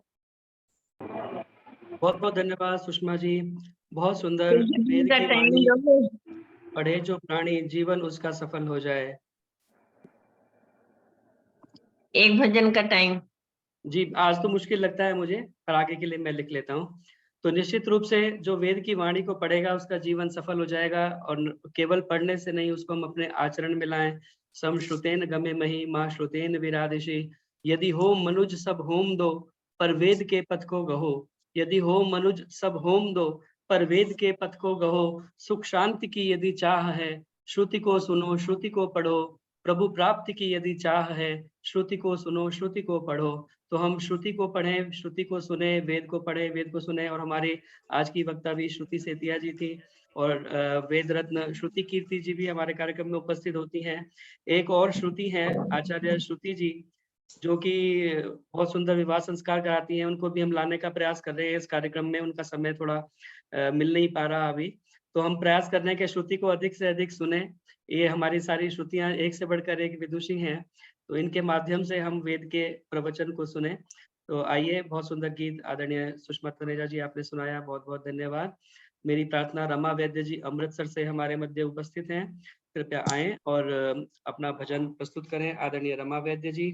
और उसके बाद में रचना वर्मा जी हमारे मध्य उपस्थित हैं, गीत वो कृपया तैयार रहेंगे। मेरा नाम है भाई साहब कमलांश। मैं देखता हूँ जी, मैं कई बार ना ऐसे ही बोल देता हूँ बिना नाम देखे नीचे। मैं कोशिश करता हूँ अभी जी। सबको सादर नमस्ते जी। ओम। बंधु अनमोल बड़ी, तेरे श्वासों की लड़ी, यूं ही जाए न बिखर, रात दिन नाम सिमर। बंधु अनमोल बड़ी, तेरे श्वासों की लड़ी, यूं ही जाए न बेखर, रात दिन नाम सिमर। बंधु अनमोल बड़ी, सुबह होती है शाम होती है, यूं ही उम्रे तमाम होती है। सुबह होती है शाम होती है, यही उम्रे तमाम होती है। दो घड़ी ध्यान ना लगाएगा, मन ये विश्राम कैसे पाएगा। लौट कर वक्त फिर ना आएगा, बंधु अनमोल बड़ी, तेरे श्वासों की लड़ी, यूं ही जाए ना बिखर, रात दिन नाम सिमर। बंधु अनमोल बड़ी, दुनिया फानी है एक धोखा है, ये जन्म ही सुनहरा मौका है। दुनिया फानी है एक धोखा है, ये जन्म ही सुनहरा मौका है। बस यही पुल ही पार जाने का, सुरती को शब्द से मिलाने का, ऐसा मौका कहाँ तू पाएगा। बंधु अनमोल घड़ी, तेरे श्वासों की घड़ी, यूं ही जाए ना बेखर, रात दिन नाम सिमर, बंधु अनमोल बड़ी, नाम ही वासना मिटाएगा, भुना धाना ना उगने पाएगा, नाम ही वासना मिटाएगा, भुना दाना ना उगने पाएगा, आवे की आग में पका बर्तन, फिर कभी चाक पर न जाएगा, आना जाना ही छूट जाएगा, बंधु अनमोल घड़ी, तेरे श्वासों की घड़ी, यूं ही जाए ना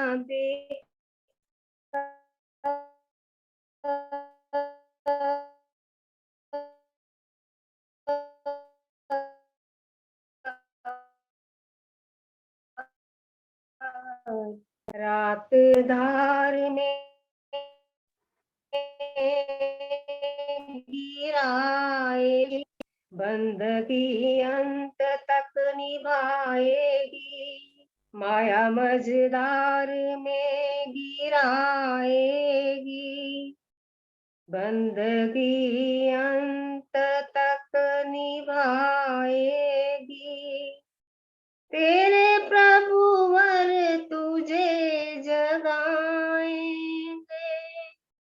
खुद की पहचान जब कराएंगे, दास फिर परम पद को पाएगा, बंधु अनमोल घड़ी, तेरे श्वासों की लड़ी, यूं ही जाए ना बेकार, रात दिन नाम सिमर, बंधु अनमोल बड़ी, तेरे श्वासों की लड़ी।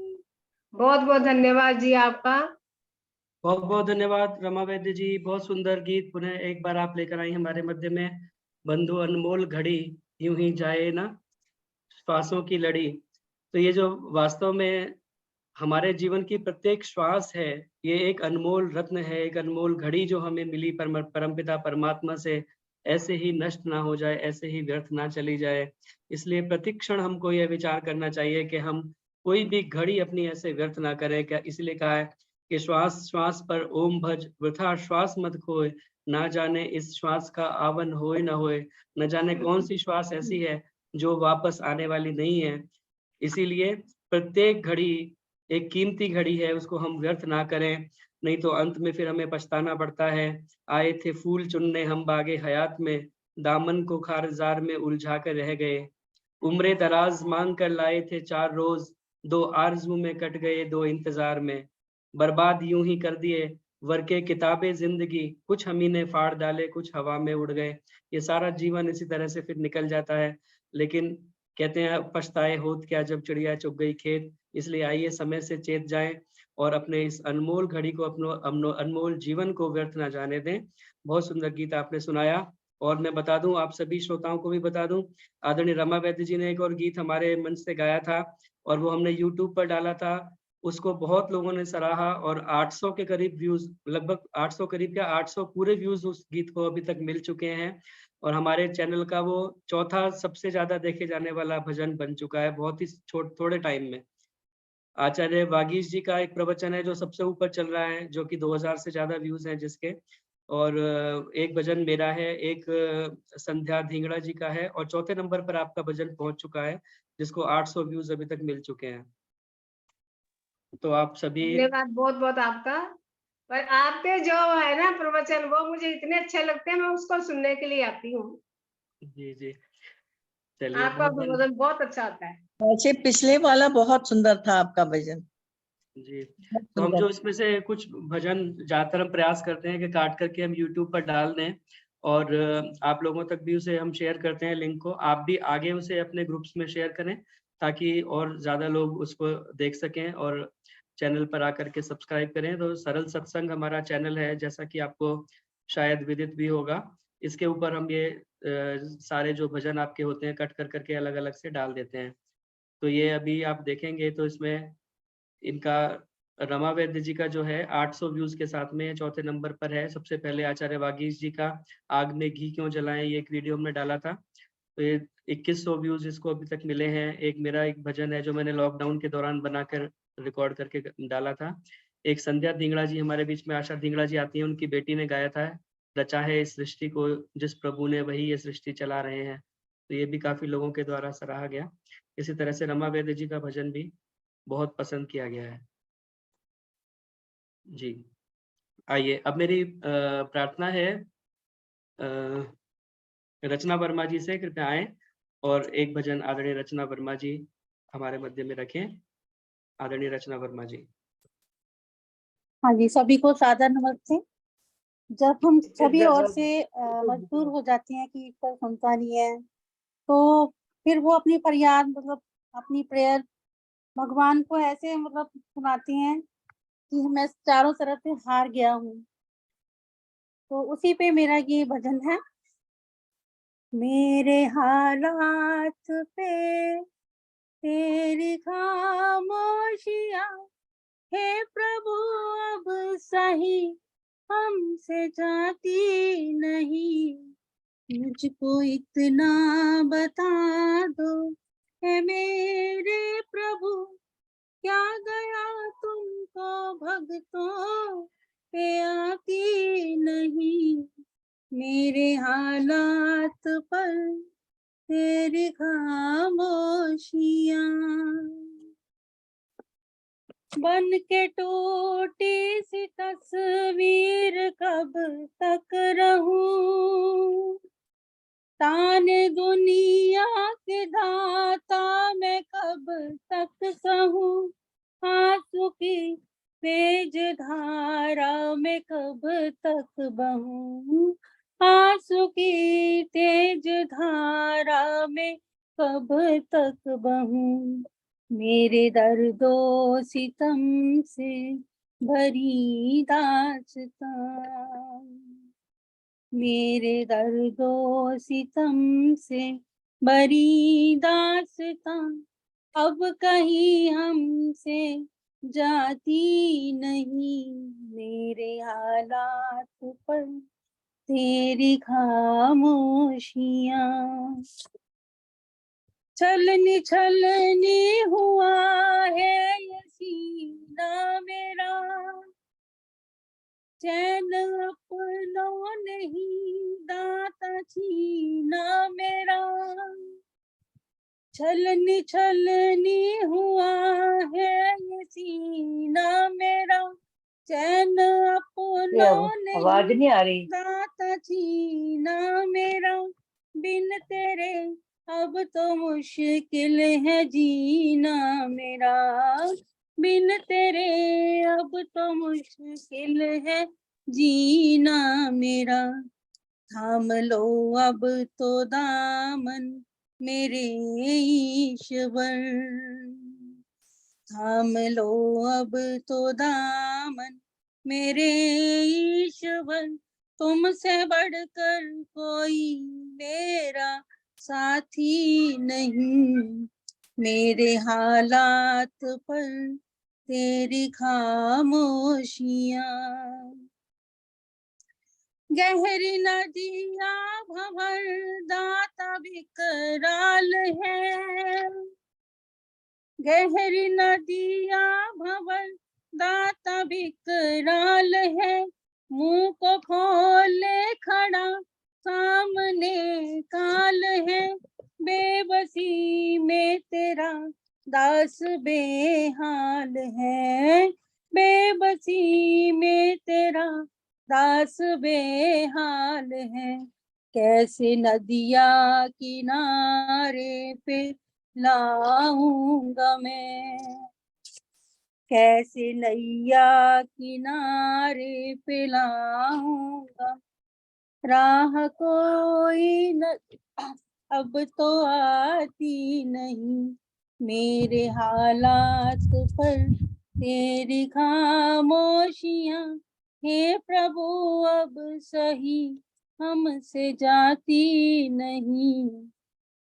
मुझको इतना बता दो ऐ मेरे प्रभु, क्या दया तुमको भक्तों पे आती नहीं। मेरे हालात पर तेरी खामोशियां, इससे पहले कि आशा निराशा बने, इससे पहले कि आशा निराशा बने, सारी दुनिया में मेरा तमाशा बने। हार की एक नई परिभाषा बने, हार की एक नई परिभाषा बने। अपने चरणों की छैया में ले लो मुझे, अपने चरणों की छैया में ले लो मुझे।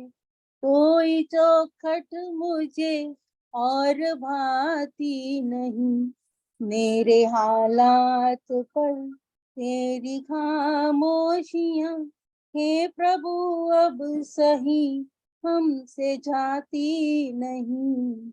मुझको इतना बता दो है मेरे प्रभु, क्या दया तुमको भक्तों पे आती नहीं। मेरे हालात पर तेरी खामोशी। धन्यवाद जी, समय देने के लिए बहुत बहुत धन्यवाद। बहुत बहुत धन्यवाद आदरणीय रचना वर्मा जी। बहुत सुंदर भाव से, बहुत सुंदर स्वर में आपने ये भजन प्रस्तुत किया। मेरे हालात पर तेरी खामोशियां, वो परमपिता परमात्मा को एक भक्त जो है वो एक तरह से उपालंब एक ताना देता है कि मैं इतना कुछ कह रहा हूँ लेकिन मुझे लग रहा है कि आपको कुछ सुनाई नहीं दे रहा और अभी भी खामोश हैं। कब ऐसी कृपा दृष्टि होगी कि मेरा भी उद्धार होगा। तो ये भक्त की तरफ से ये भावना बिल्कुल उचित है, लेकिन परमपिता परमात्मा की अपनी व्यवस्था होती है, उसके अंतर्गत ही वो हमें जो है सारी चीजें प्रदान करता है। तो कई बार हमें ऐसा लगता है कि किसी चीज के लिए देर हो रही है और हम भजन भी गा देते हैं कि वहां पर देर है, अंधेर नहीं है, लेकिन वास्तव में ना वहां पर देर है और ना वहां पर अंधेर है। वो हमारे ही दृष्टिकोण से ऐसा हमें लगता है कि देर है, प्रभु सुन नहीं रहे, हम सुना रहे हैं, लेकिन उसकी निगाह में सब कुछ है, क्योंकि वो सर्वव्यापक है, सब कुछ जानता है, उसे सब चीजों का पूरा ज्ञान है, सर्वव्यापक है, सर्व अंतर्यामी है, अंदर बैठा हुआ सब देख रहा है। जब अनुकूल समय होगा वो निश्चित ही हम पर कृपा दृष्टि अपनी करेंगे। तो बहुत सुंदर भाव के साथ आपने भजन सुनाया, बहुत बहुत धन्यवाद आदरणीय रचना वर्मा जी। मेरी प्रार्थना, अभी थोड़ा सा समय शेष है, आदरणीय कमला हंस जी, उनका नंबर पीछे भी नहीं आया था, तो एक भजन आदरणीय कमला हंस जी आप सुनाएं और इसके बाद हम आदरणीय हमारे मध्य में उपस्थित हैं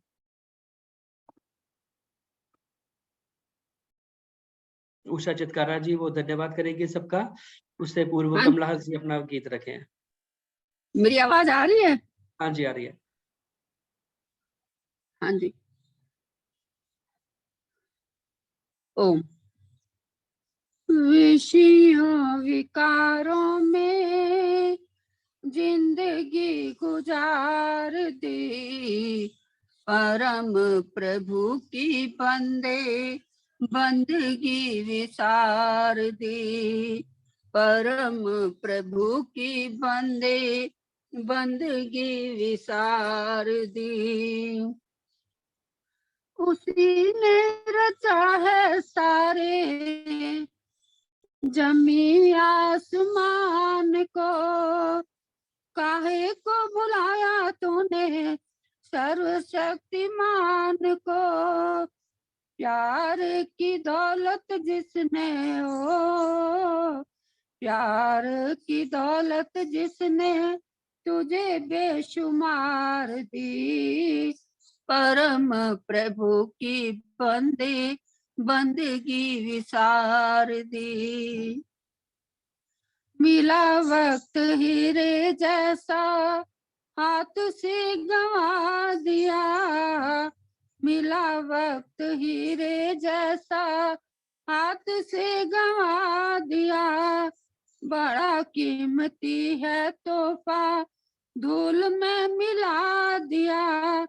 लाखों करोड़ों की शय, लाखों करोड़ों की शय कौड़ियों में हार दी, परम प्रभु की बंदगी विसार दी। रहा सज्जनों की सच्ची संगति से दूर क्यों, रहा सज्जनों की सच्ची संगति से दूर क्यों, दुर्जनों में पाए आया तेरे दिल को सरूर क्यों। प्रेरणा सच्ची सबने, प्रेरणा सच्ची सबने तुझे बार बार दी, परम प्रभु की बंदगी विसार दी, परम प्रभु की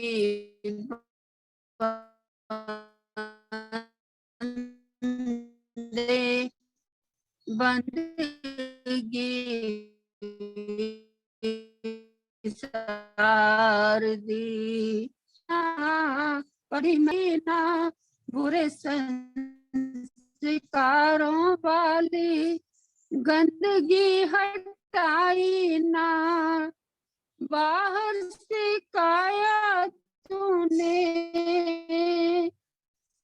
बाहर से काया ली, परम प्रभु की बंदगी विसार दी। दुखियों के बहते आंसू नहीं तू निहारता, दुखियों के बहते आंसू नहीं तू निहारता, कहाँ खो गई है तेरे दिल की उदारता, दमड़ी के बदले तूने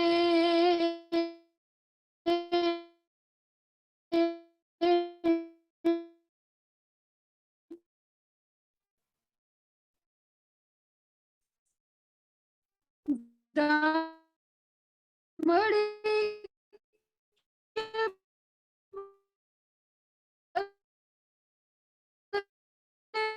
तूने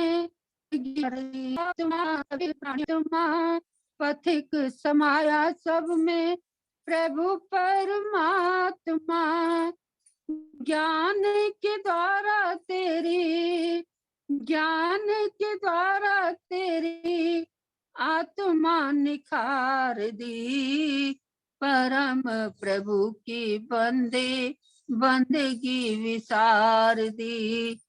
विषयों विकारों में जिंदगी गुजार दी, परम प्रभु की बंदगी विसार दी, परम प्रभु की बंदगी विसार दी। धन्यवाद जी, आपका आपने समय दिया। बहुत बहुत धन्यवाद कमला हंस जी। थोड़ा सा नेटवर्क आपका डिस्टर्ब हो रहा था, बीच में एक आध लाइन कट गई थी, कोई बात नहीं। विषय विकारों में क्यों जिंदगी गुजार दी और परम प्रभु की तूने बंदगी विसार दी, पथिक जी का बहुत सुंदर गीत आपने सुनाया। और वास्तव में इन विषयों के विष के अंदर फंस करके हम अपने जीवन को व्यर्थ गंवा देते हैं। और जैसा कि आप सभी जानते हैं 5 विषय होते हैं, शब्द, स्पर्श, रूप, रस, गंध।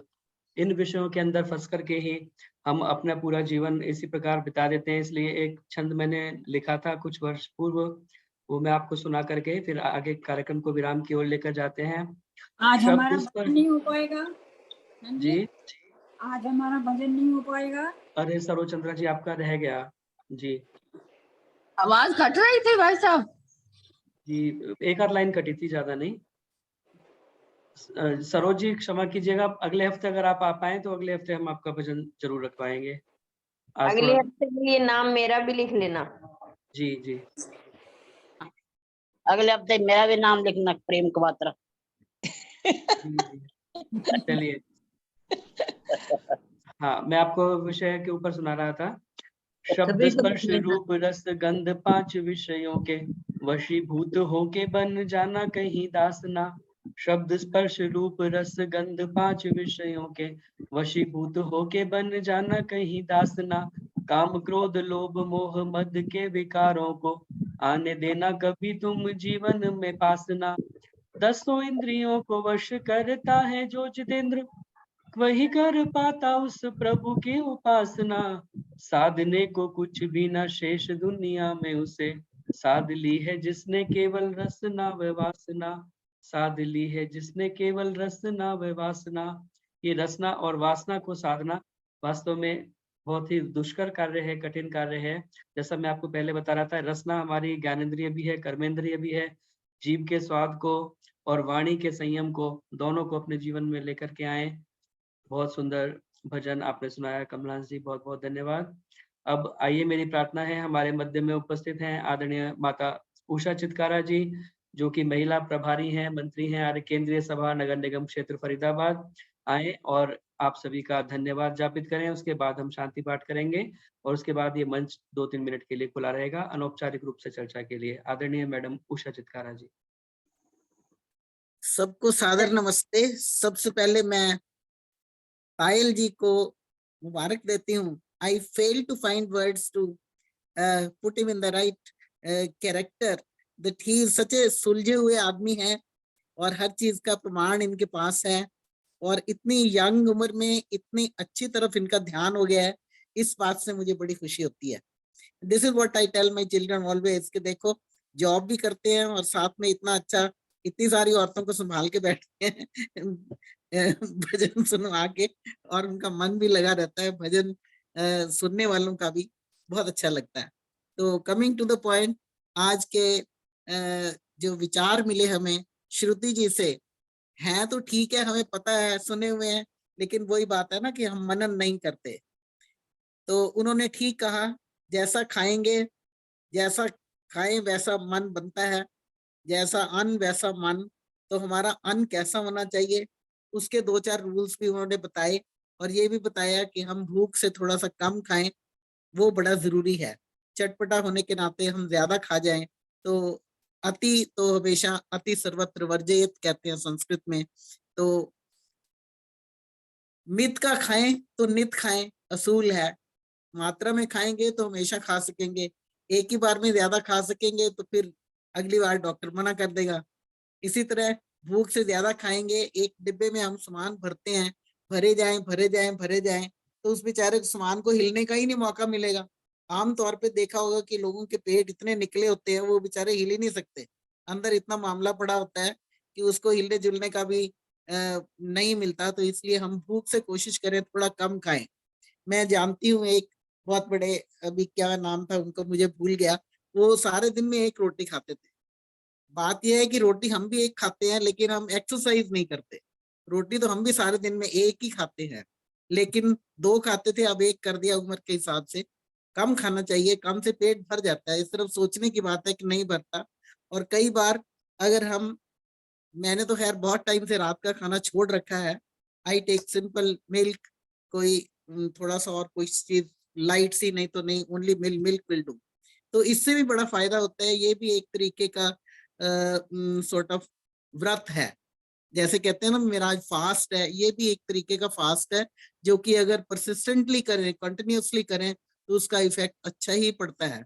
वैसे भी कहते हैं कि रात को, शाम को 7 बजे से 7 बजे तक की जो हार्ड खाना है वो खा लिया जाए, उससे बात नहीं, क्योंकि उसके बाद जो हमारी पाचन शक्ति है वो अपना काम करने, मतलब अपने मेटाबॉलिज्म उसी हिसाब से काम करता है। तो उसके बाद अगर हम जो चीजें खाएंगे वो फैट में कन्वर्ट होती जाएंगी। लोग कहते हैं मेरे जैसे कि हम कम खाते हैं, लेकिन वो चीजें जो खाते हैं वो फैट में कन्वर्ट हो जाती हैं, इसलिए मोटे हो जाते हैं। दवाइयाँ खाना भी ठीक है, इन्होंने बताया दवाइयाँ खाना भी नुकसान करती हैं, पर कई बार जरूरी भी हो जाती हैं। उनको हम एक्सरसाइज और योग से कंट्रोल कर सकते हैं, इसमें कोई शक नहीं। तो हम मित का खाएं तो नित खाएं, ऋतु अनुसार खाएं, रित खाएं। रित का मतलब ऋतु अनुसार भी है, और रित का मतलब ये है कि हम शुद्ध कमाई का खाएं। मुझे एक एग्जाम्पल याद आता है कि एक आदमी ने साथ में आश्रम था, वहां पे उसने लंगर दिया, उसको कुछ पैसा इकट्ठा मिला था, तो उसने उसमें लंगर दिया। तो उसमें साथ में गुरुकुल के बच्चे भी थे, उनको भी इनवाइट किया। गुरुकुल के बच्चों ने भी खाया, बहुत लोगों ने खाया। तो गुरुकुल के बच्चे से रिपोर्ट मिली, बाकी तो लोग खा के अपने घर चले गए, क्या हुआ उनके साथ पता नहीं।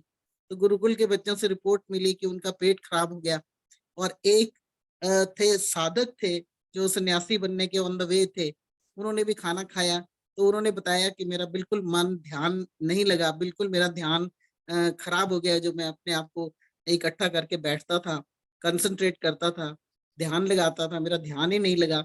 तो क्या बात है, वो अपने गुरुजी के पास गए। गुरुजी ने पूछा पता करो कि भोजन लंगर किसने दिया था।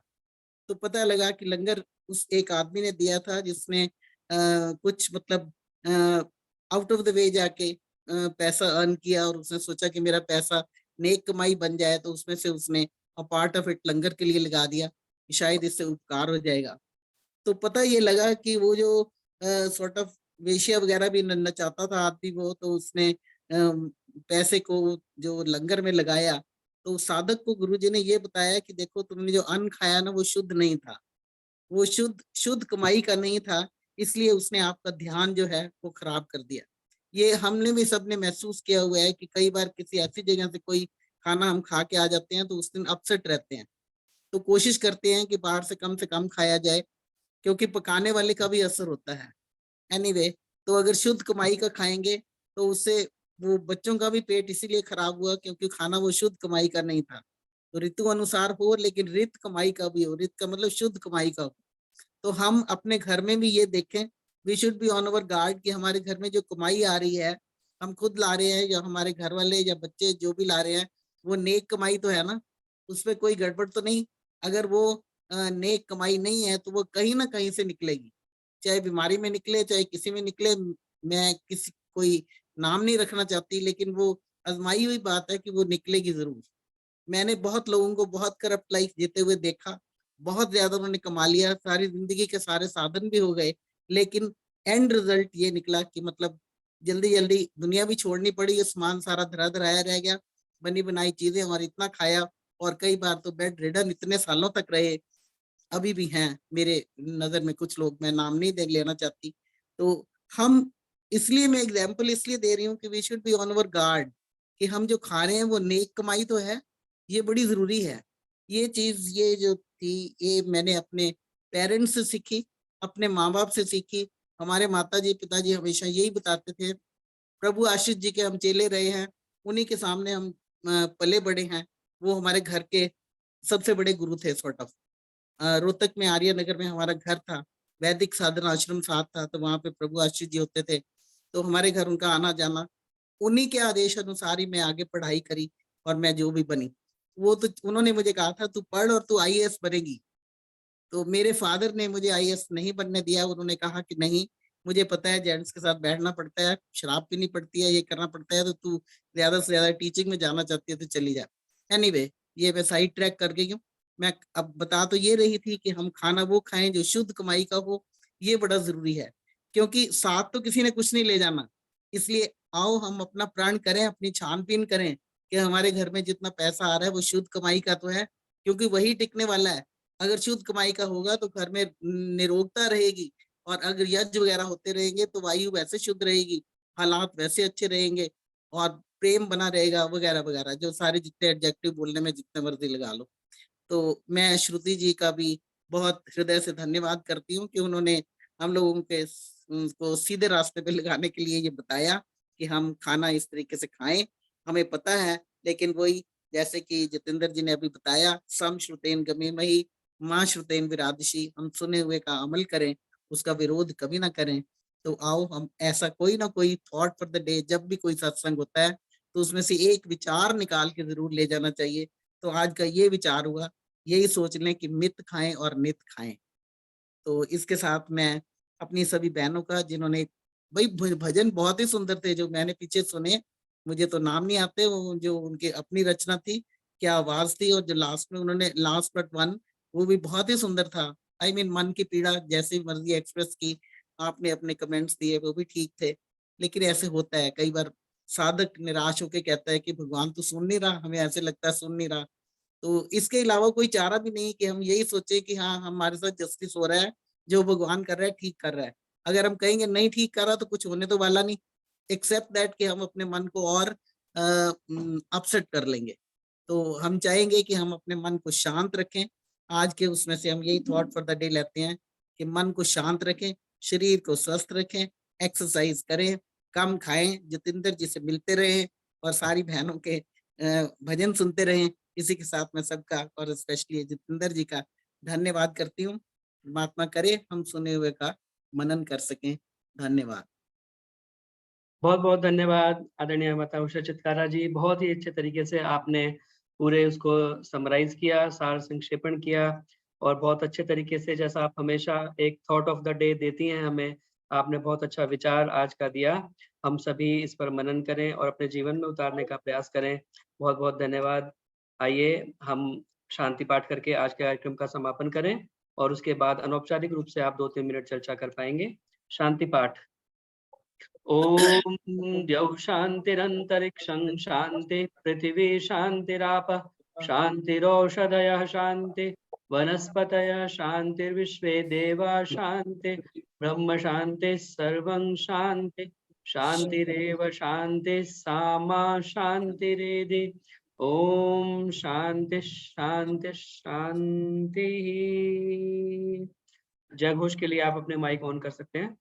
जो बोले सो अब है, सत्य सनातन वैदिक धर्म की जय हो।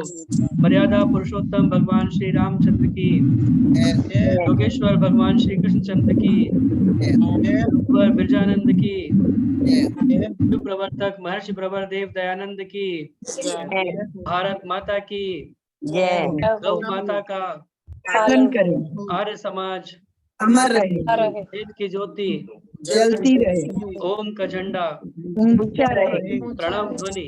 ओम।